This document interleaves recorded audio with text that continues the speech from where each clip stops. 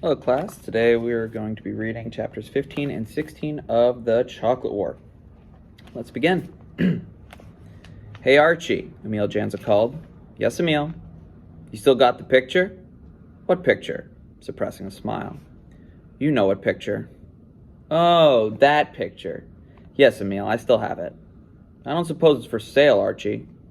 Not for sale, Emil. What would you want with that picture anyway? Tell the truth, Emil. It's not the greatest picture ever taken of you. I mean, you're not even smiling or anything. There's this funny look on your face, but you're not smiling, Emil. There was a funny look on Emil Janza's face right at this moment, and he wasn't smiling now either. Anyone else but Archie would have been intimidated by that look. Where do you keep the picture, Archie? It's safe, Emil. Very safe. That's good. Archie wondered, should I tell him the truth about the picture? He knew that Emil Janza could be a dangerous enemy. On the other hand, the photograph also could be used as a weapon. Tell you what, Emil, Archie said. Someday, you might be able to get the photograph all for yourself. Janza flipped his cigarette against a tree and watched the butt ricochet into the gutter. He withdrew a package from his pocket, discovered it was empty, and tossed it away, watching the breeze move it along on the sidewalk. Emil Janza didn't care about keeping America beautiful. How can I get the photograph, Archie? Well, you won't have to buy it, Emil. You mean you'd give it to me? There must be a catch, Archie. There is, Emil. But nothing you can't handle when the time comes. You let me know when the time comes, okay, Archie?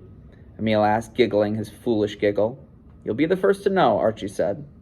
The tone of their conversation had been light, bantering, but Archie knew that Emil was deadly serious underneath. Archie also knew that Janza would be willing to practically murder him in his sleep to get his hot hands on the picture. And the terrible irony, there was no picture after all. Archie had merely taken advantage of a ridiculous situation. What happened was this. Archie had cut a class and glided through the corridor, evading the brothers. Moving past an open locker, he'd spotted a camera dangling from one of the coat hooks. Automatically, Archie had taken the camera. He wasn't a thief, of course. He figured he'd merely abandon it somewhere so that the owner, whoever he was, would have to chase around the school looking for it. Stepping into the men's room to grab a quick smoke, Archie had pulled open the door to one of the stalls and confronted Janza, sitting there, pants dropped on the floor, one hand furiously at work between his legs. Archie lifted the camera and pretended to take a picture, yelling, "Hold it!" "Beautiful," Archie had called. Janza had been too shocked and surprised to react quickly. By the time he'd recovered, Archie was at the doorway, poised to flee if Janza made a move. "Better hand over that camera," Janza called. "If you're going to jack off in a toilet, at least lock your door," Archie taunted. "The lock's broken," Emil replied. "All the locks are broken." "Well, don't worry, Emil. Your secret is safe with me." Now Janza turned from Archie and spotted a freshman hurrying across the street, evidently worried because he was afraid of being late for classes. It took a year or two to develop the timing that allowed you to linger until the last possible moment at the doorway. "Hey, freshman," Janza called. The kid looked up, panic-stricken, when he saw Janza. "Afraid you're going to be late?" The kid gulped, nodding his head. "Have no fear, freshman." The final whistle blew, exactly 45 seconds to make it to homerooms. "I'm all out of cigarettes," Emil declared, patting his pockets. Archie smiled, knowing what Janza planned. Janza considered himself a candidate for the vigils, and he was always trying to impress Archie. "What I'd like, kid, is for you to run over to Baker's and buy me a pack of cigarettes." "I haven't got any money," the boy protested. "And I'll be late for school." "Hey, that's life, kid. That's the way it goes. Heads I win, tails you lose. If you haven't got the money, steal the smokes, or borrow the money.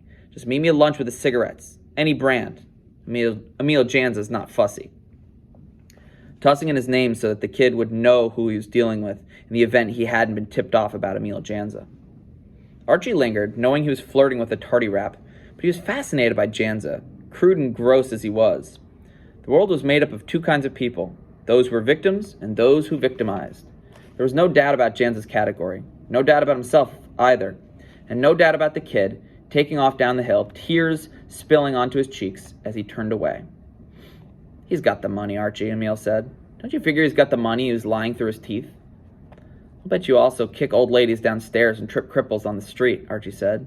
Janza giggled. The giggle chilled Archie, who himself was considered capable of hurting little old ladies and tripping cripples. Chapter 16. "Such a terrible mark, Caroni." I know. And you're usually such a splendid scholar." "Thank you, Brother Leon." How are your other marks? Fine, Brother Leon, fine. In fact, I was aiming for high honors this term, but now this F. I know, the teacher said, shaking his head sorrowfully in commiseration. Caroni was confused. He had never received an F before in his life. In fact, he had seldom received a mark lower than an A. In the 7th and 8th grades at St. June's, he had received straight A's for 2 years, except for a B plus 1 term. He had scored so high in the Trinity entrance exam that he had been awarded one of the rare Trinity scholarships, $100 contributed towards his tuition, and his picture in the paper. And then this terrible F, a routine test turning into a nightmare. The F surprises me as well, Brother Leon said, because you are such an excellent student, David. Caroni looked up in sudden wonder and hope. Brother Leon seldom called a student by his first name. He always kept a distance between himself and his pupils. There is an invisible line between teacher and student, he always said, and it must not be crossed. But now, hearing him pronounce David in such a friendly fashion, with such gentleness and understanding, Caroni allowed himself to hope. But for what? Had the F been a mistake after all? This was a difficult test for several reasons, the teacher went on. One of those exams where the wrong, subtle interpretation of the facts made the difference between pass and fail. In fact, that was it exactly, a pass-fail test. When I read your answer, David, for a moment, I thought it was possible that you had passed. In many respects, you were correct in your assertions, but on the other hand, his voice trailed away. He seemed deep in thought, troubled. Caroni waited. A horn blew outside, the school bus lumbering away. He thought of his father and mother and what they would do when they learned of the F. It would drag down his average. It was almost impossible to overcome an F, no matter how many other A's he managed to make. One thing students don't always realize, David, Brother Leon went on, speaking softly, intimately, as if there was no one in the whole world except them, as if he had never talked to anyone in the world the way he was talking to David at this moment. One thing they don't grasp is that teachers are human too, human like other people. Brother Leon smiled as if he had made a joke. Caroni allowed himself a small smile, unsure of himself, not wanting to do the wrong thing. The classroom was suddenly warm. It seemed crowded, although there were just the two of them in there. Yes, we are all too human. We have our good days and our bad days. We get tired. Our judgment sometimes becomes impaired. We sometimes, as the boys say, goof. It's possible even for us to make mistakes correcting papers, especially when the answers are not cut and dried, not one thing or another, not all black nor all white. Caroni was all ears now, alert. What was Brother Leon driving at? He looked sharply at Brother Leon. The teacher looked at him, looked as he always did. The moist eyes that reminded Caroni of boiled onions, the pale, damp skin, and the cool talk, always under control. He held a piece of white chalk in his hands like a cigarette, or maybe like a miniature pointer. Did you ever hear a teacher admit that it's possible for him to make a mistake, David? Ever hear that before? Brother Leon asked, laughing. Like an umpire saying he made the wrong call? Caroni said, joining in the teacher's little joke. But why the joke? Why all this talk of mistakes? Yes, Leon agreed. No one is without error, and it is understandable. We all have our duties, and we must discharge them. The headmaster is still in the hospital, and I take it as a privilege to act on his behalf. Besides this, there are the extracurricular activities. The chocolate sale, for instance. Brother Leon's grip was tight on the piece of chalk. Caroni noticed how his knuckles were almost as white as the chalk itself. He waited for the teacher to continue, but there was only silence. Caroni watched the chalk in Brother Leon's hands, the way the teacher pressed it, rolled it, his fingers like the legs of a pale spider with a victim in its clutches. But it's all rewarding, Brother Leon went on. How was it that his voice was so cool when the hand holding the chalk was so tense, the veins sticking out as if threatening to burst through the flesh? Rewarding? Caroni had lost the thread of Brother Leon's thought. The chocolate sale, Leon said. The chalk split in his hand. For instance, Leon said, dropping the pieces and opening up the ledger that was so familiar to everyone at Trinity, the ledger in which the daily sales were recorded. Let me see. You have done fine in the sale, David. 18 boxes sold. Fine. Not only are you an excellent scholar, but you possess school spirit. Caroni blushed with pleasure. It was impossible for him to resist a compliment, even when he was all mixed up, as he certainly was at the moment. All this talk of exams and teachers getting tired and making mistakes, and now the chocolate sale, the 2 pieces of broken chalk abandoned on the desk like white bones, dead men's bones. If everyone did his part like you, David, the sale would be an instant success. Of course, not everyone has your spirit, David. Crony wasn't sure what tipped him off. Maybe the way Brother Leon paused at this point. Maybe the entire conversation, all of it off key somehow. Or maybe the chalk in Brother Leon's hands, the way he had snapped it in two, while his voice remained cool and easy, which was the phony thing. The hand holding the chalk, all tense and nervous, or the cool, easy voice? Take Renault, for instance, Brother Leon continued. Funny thing about him, isn't it? And Crony knew. He found himself staring into the moist, watchful eyes of the teacher, and in a blinding flash he knew what this was all about. What was happening, what Brother Leon was doing, the reason for this little conversation after school. A headache began to assert itself above his right eye, the pain digging into his flesh. Migraine. His stomach lurched sickeningly. Were teachers like everyone else then? Were teachers as corrupt as the villains you read about in books or saw in movies and television? He had always worshipped his teachers, had thought of becoming a teacher himself someday if he could overcome his shyness. But now, this. Pain grew in intensity, throbbing in his forehead. Actually, I feel badly for Renault, Brother Leon was saying. He must be a very troubled boy to act this way.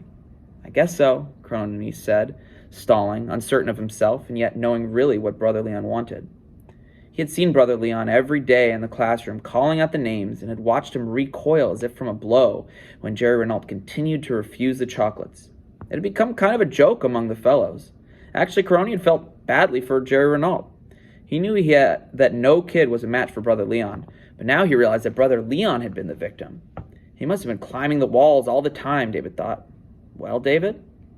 And the echo of his name here in the classroom startled him. He wondered if he still had aspirins left in his locker. Forget the aspirins, forget the headache. He knew now what the score was, what Leon was waiting to hear. Yet could he be sure? Speaking of Jerry Renault, Crony said, a safe beginning, a statement he could draw back from depending on Brother Leon's reaction. Yes? The hand had picked up one of the pieces of chalk again, and that yes had been too quick, too sudden to allow any doubt. Crony found himself hung up between choices, and the headache didn't help matters. Could he erase the F by telling Brother Leon simply what he wanted to hear? What was so terrible about that? On the other hand, an F could ruin him. And how about all the other Fs it was possible that Leon could give him in the future? Funny thing about Jerry Renault, Crony heard himself saying, and then instinct caused him to add, but I'm sure you know what it's all about, Brother Leon. The vigils, the assignment. Of course, Leon said, sitting back, letting the chalk fall gently from his hand. It's a vigil stunt. He's supposed to refuse to sell chocolates for 10 days, 10 school days, and then accept them. Boy, those vigils, they're really something, aren't they? His head was killing him, and his stomach was a sea of nausea. Boys will be boys, Leon said, nodding his head, his voice a whisper. It was hard to tell whether he was surprised or relieved. Knowing Trinity's spirit, it was obvious, of course. Poor Renault. You remember, Crony, that I said he must be troubled. Terrible to force a boy into that kind of situation against his will. But it's all over then, isn't it? The 10 days, why, they're up, let's see, tomorrow. He was smiling now, gaily, and talking as if the words themselves didn't matter, but that it was important to talk, as if the words were safety valves. And then Crony realized that Brother Leon had used his name, but this time he hadn't said David. Well, I guess that's it then, Brother Leon said, rising. I've detained you too long, Crony. Brother Leon, Crony said. He couldn't be dismissed at this point. You said you wanted to discuss my mark? Oh, yes, that's right, my boy, that F of yours. Crony felt doom pressing upon him, but went on anyway. You said teachers make mistakes? They get tired? Brother Leon was standing now. Tell you what, Crony, at the end of the term, when the marks close, I'll review that particular test. Perhaps I'll be fresher then. Perhaps I'll see merit that wasn't apparent before. Now it was Crony's turn to feel relief from the tension, although his headache still pounded and his stomach was still upset. Worse than that, however, he had allowed Brother Leon to blackmail him. If teachers did this kind of thing, what kind of world could it be? On the other hand, Crony, perhaps the F will stand, Brother Leon said. That depends. I see, Brother Leon, Crony said. And he did see that life was rotten, that there were no heroes really, and that you couldn't trust anybody, not even yourself. He had to get out of there as fast as possible before he vomited all over Brother Leon's desk.